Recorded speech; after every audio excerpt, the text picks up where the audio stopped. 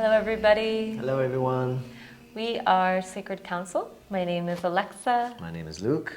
And we're so honored to have you here today as we go through a video course that we generally offer folks at the end of retreat, but we're feeling really inspired to extend our circles of support to our online community, to folks working at home with loved ones, or perhaps that had attended another retreat and would like to have a little bit more of a support and integration. Yeah, so this guide, these 6 pathways, will be mostly theoretical, and they are intended to accompany our 6 pathways guided practice, which is a self-paced online course that will guide you through the actual physical practices and the methods that we're going to dive into today. But before we begin, let's explain a little bit about what psychedelic integration actually is and how we're going to approach it. So what is psychedelic integration? That is a very good question. Even the term alone we can get a little bit lost in, so let's really break it down and pull it apart. Integration is, you could say, the difference between just having an experience with plant medicine and what could be your life's turning point. It is not an event. Integration is not just something that happens or like a checklist of activities, but rather it's a dynamic journey.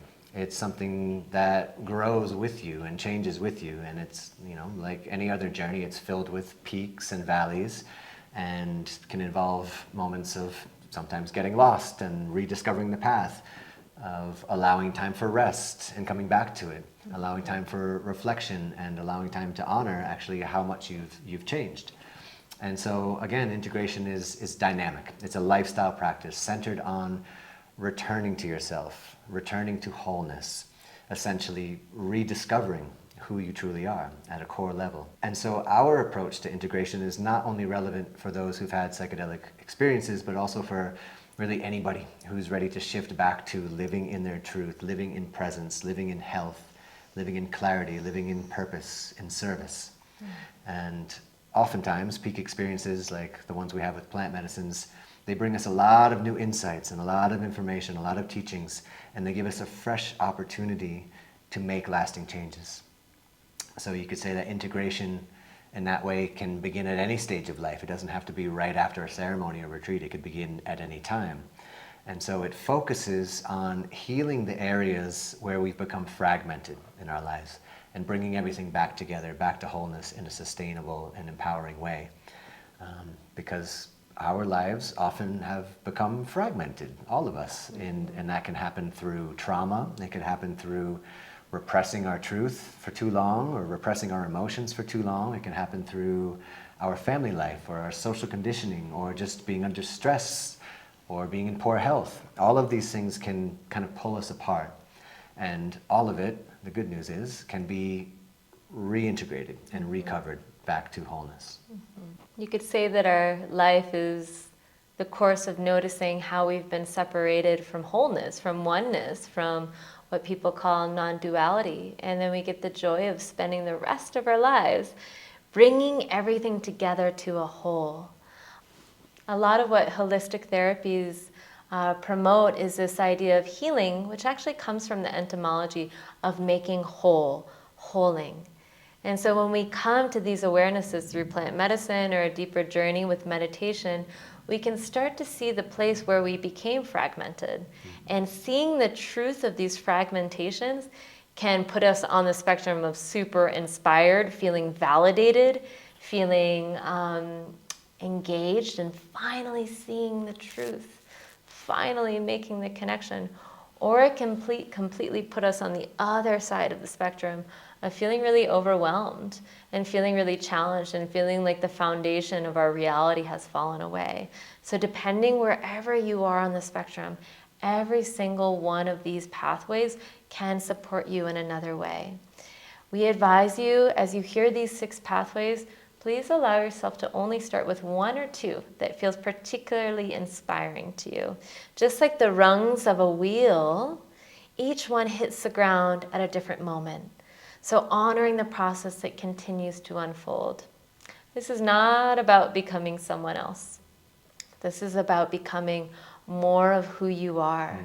More of who you are before a series of traits, cultural advices, family belief systems were passed down to you From the moment you could remember memories in the language area of the brain that's around 3 years old up until now, that programming is called your personality. And so through a series of beautiful things or challenging things, we come to know ourselves to be like Alexa, who I thought was Alexa, which is really just a series of coincidences or preferences from my family members. And so when we have a pause in our personality, we can start to sort through the things where we get to consciously choose as adults what traits we want to honor, what traits we want to continue as tradition.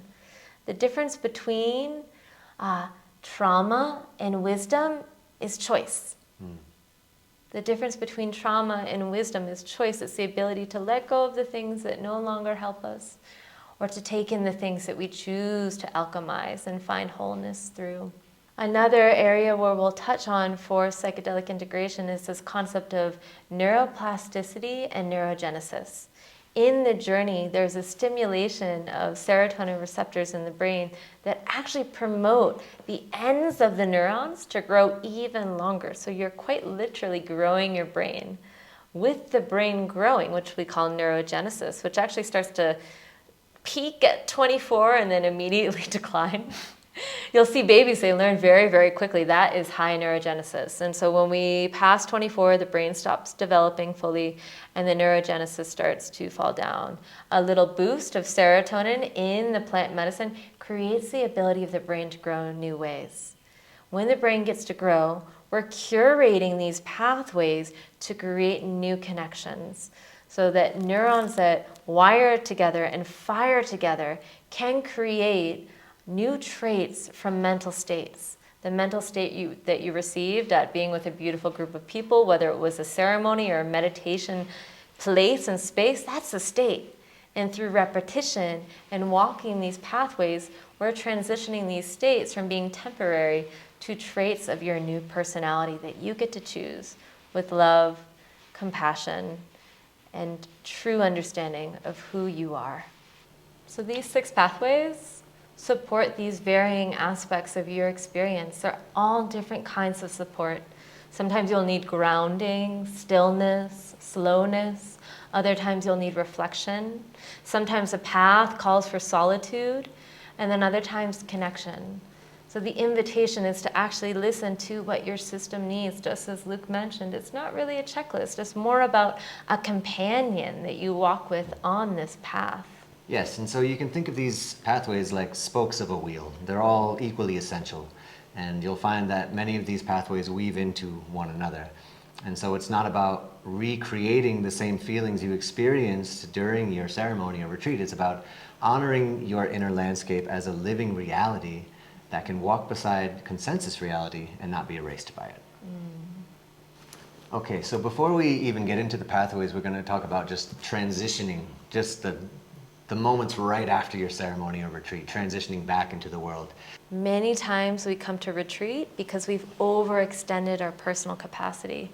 So it can be really important to ask yourself the question, do I currently have the inner resources to navigate this space without overwhelming myself? We want to find that gentle edge to growing resilience and not overwhelming the body. So if the answer is no, recognize that maybe later on you will be able to, but right now it's super important that stress might actually stem from you pushing yourself beyond your nervous system's capacity. And this is all coming from the neurobiology of growth and neurogenesis. So when the capacity is low, allow yourself to recognize that mild challenges might feel toxic, which we're about to talk about, if you're feeling under-resourced. So consider that you can say no to things that don't feel that good right now. That will change. But first, you have to honor where you're at. So 2 other aspects I would love to talk about and share with you are 2 questions. How do I practice relational consciousness and honor where others are at? And then, is this really toxic? This is a very interesting phrase we've been hearing lately, and I would love to break it down from a lens that we hold that is neither here nor there, but allows you to have an inquiry around this concept. So relational consciousness. Can I meet this person, this family member, this lover, this friend, this coworker at the current level of consciousness where they are without needing to change them? And that directly relates to your capacity. If your capacity is big, there will be a little bit of flexibility. If it's feeling prickly and really hard, you may recognize that right now you cannot extend yourself to meet this person where they are at. And therefore, a different level of action is needed, which might actually be allowing yourself space. The next part of relational consciousness is allowing yourself the time to integrate without needing to evangelize or preach your experience. Just let others feel the change in your voice, in your eyes, in your body posture, in your embrace. And those that feel resonant will definitely hear the call. The next step is allowing yourself to step outside your personal righteousness, your ideology, to engage with the reality as it is. It can be amazing to be at retreat, and we hold this at like the highest potential of what it is to relate to one another. And that's the ideal. And the moment we try to change reality for an ideal, we call that striving. And so we can hold the ideal as a potential while still choosing to arrive to the present moment with flexibility and compassion. So it's balancing those two things. It's like reality and ideal. And how do we let those two coexist? And you'll find the more you're able to hold those two, the more harmonious interactions will be with loved ones or even coworkers. And then finally, everyone's on their own journey.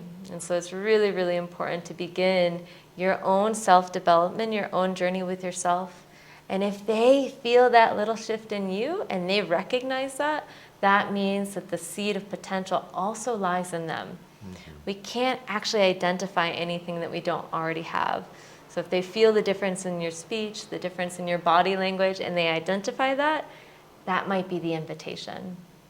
And then finally, if you catch yourself asking if this is a toxic relationship, a toxic job, another question you can ask yourself that we believe actually supports a little bit more self-awareness is, am I responding to a true threat?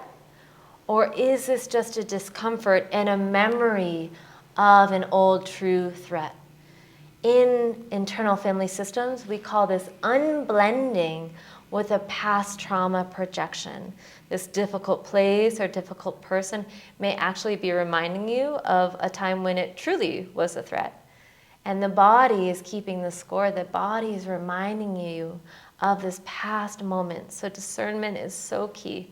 So if you can notice that your reaction to the person literally in front of you right now is a little bit out of proportionality to the actual experience, this can be a great invitation from the discomfort to do some inner work. We recommend somatic experiencing, releasing the charge of the reaction, parts work, engaging with a part that might be younger that is from that time when you actually did have a traumatic relationship or a traumatic experience, or hakomi. And so somatic work, insight work, working with a therapist will provide you the freedom to actually meet this person where they are right now, as opposed to meeting them from a younger part of you that did receive harm.